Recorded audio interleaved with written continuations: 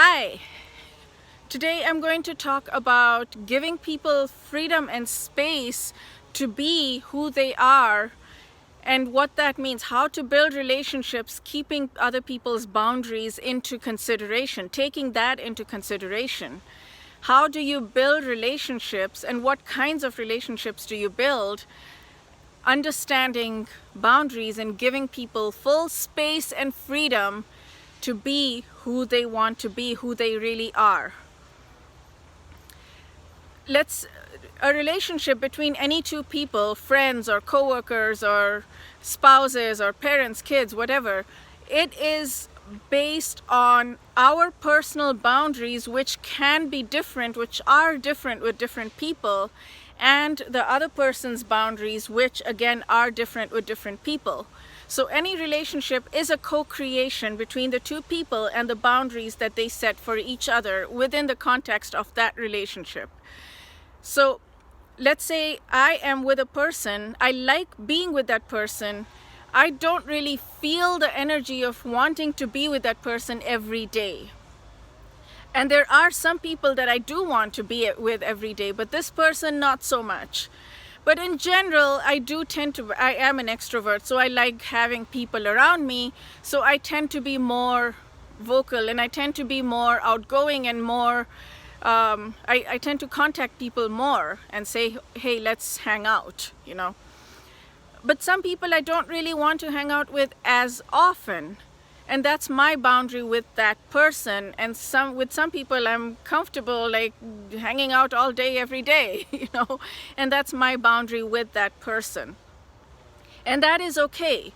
It's the same with other people with me. Some people want to hang out with me like all day, every day, and some people have their needs and they feel more connected with other people, or their natural instinct is to spend more time on themselves, with themselves, which is amazing.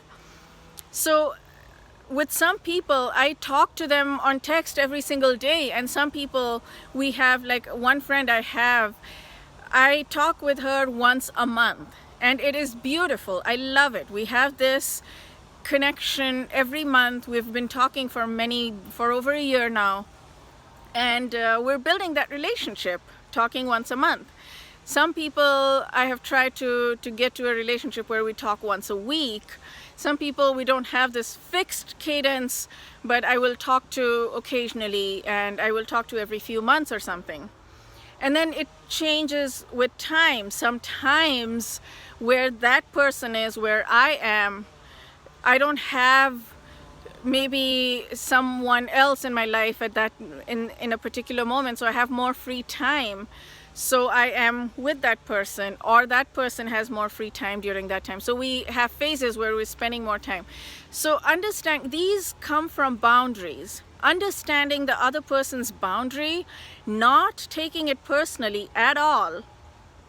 Understanding that I have my boundaries that I want the other person to respect, and that person has their boundaries that they want to respected, and not having any kind of negative feelings around that, not having any kind of negative emotions around that, respecting it fully and completely and unconditionally, loving the person for where they are right now with their boundaries, and not taking it personally. That is what I want to talk about today. Let's say the trickier situations are when you've had a lot of connection and you've set a boundary, and the boundary is like you're texting every day or you're talking every day, and then the person pulls back. Then it can be scary for a moment. Like, what does it mean? Am I losing this person from my life? Am I not giving that person enough? And then it becomes scary. In that moment, if you remember very clearly that you are amazing. One of my previous videos, I talked about that. You get to decide that you're amazing. You get to decide that you're worthy, because in life we can set our own rules. That's the beauty of life. It's a wonderful game where you can set your own rules of the game. So you set your own rules of the game and say, I am amazing. I don't know what is going on right now, and there is some energy shift where things are changing. It feels a little bit scary, but it's okay. What will happen if you remain confident in who you are and you remain grounded in who you are? Your relationship is going to either come back, because everything is, the only constant in life is change. So everything changes, relationships including. There are ups and downs.